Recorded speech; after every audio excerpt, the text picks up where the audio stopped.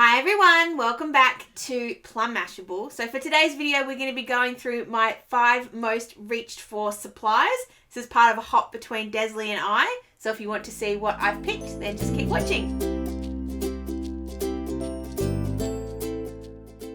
Alright, so like I said, this is a little hop that Desley and I are going to do together. So if you pop on over to her channel after you've watched mine, then you're going to see her 5 most reached for tools, and we were interested to see if we did them the same or not. So I think I craft a little bit more than Desley's does, so perhaps we're a little bit different.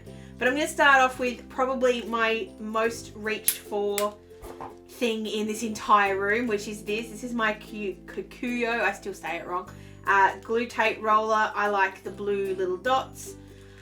I use it every week. I use it in every craft project. It just gets used over and over and over and over again. I love this one in particular because it has got this refillable kind of thing. So when it's empty, you just take this out. You can keep this bit and just buy the refills.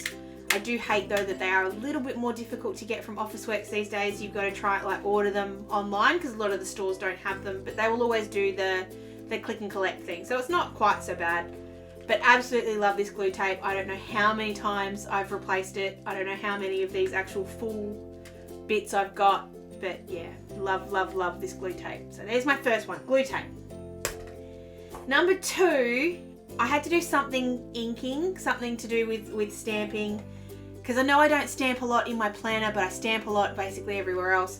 This is my Memento Tuxedo black ink. It is my favorite black ink because it is so versatile, because you can use it for so many things. You can use it for sentiments, you can use it, obviously use it, it's Copic friendly, so, and it's good for watercolors as well. So I find this is the most rounded. There are certainly other inks I use for different purposes, and even different black ink for different purposes. But for a general all around kind of ink, I find this one to be the one I go for the most. It does bleed a little bit in my planner, so I'm a little bit careful to use it in there, but most of the time I don't have any issues with it at all.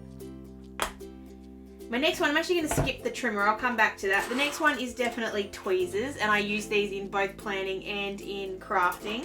I have a lot of different tweezers. I have 1, 2, 3, 4, 5, 6 different pairs. I generally reach for these ones. These ones are my favourite. These ones are from Denise at Luscious Labels. In fact, all of these except these 2 are from Luscious Labels. These 2 were a 2-pack, so you get the regular ones and you get the curved ones. The curved ones are good for different things. So I like having a lot of different kinds. The Cricut ones are obviously from Cricut, and these ones are reverse grip ones. So rather than having to pinch when you want to hold something, this is the opposite. It stays pinched until you push it, and then it unpinches. Good for holding stuff down when I don't want to have to hold it. So when I'm using my heat tool sometimes, if it's a really little sentiment or something, I'll use these, and that way I don't get my hands quite so close. Also really good for holding things together while they're drying, like when I've got glue on them. Really, really good for using those, and I got those from Hobby Hoppers. But these ones are definitely my favourite. I like the super pointy. They all need to be cleaned at the moment, but so do my scissors, which I'm going to get to in a minute. They do get little bits of glue or little bits of glue dots and stuff like that stuck on them from time to time, so I just find cleaning them off with some eucalyptus oil is just the best way to keep them clean. So I might do that after I'm finished filming this video and go ahead and give everything a little bit of a clean. But they are my tweezers, and I definitely can't live without those either. As I mentioned, my scissors are the next one. I have 2 pairs of these ones. One of these is better than the others. So these are the old original kikki.K gold scissors. I do find the original slightly better than the 2nd generation that came out. I just find they cut better, which is why I reach for those. However, they did lose their little plastic rubbery grippy thing, so the other ones are actually more comfortable to use for a longer period of time. I keep these clean really easily. I just grab some eucalyptus oil on a Q-tip, cotton bud, whatever you call it these days. Just clean it off and then just wipe it off with a tissue. Really easy to care for. They are super awesome scissors. I love them. The only pair of scissors I think I've had basically my whole crafting journey. So if anyone has any suggestions on other kinds of scissors, but at the moment these are really good and I absolutely love them. Last but not least, it's not necessarily this trimmer. This trimmer has certainly become the one that I go to more often than not now. because I definitely use it for crafting, but I definitely use it in my planner as well.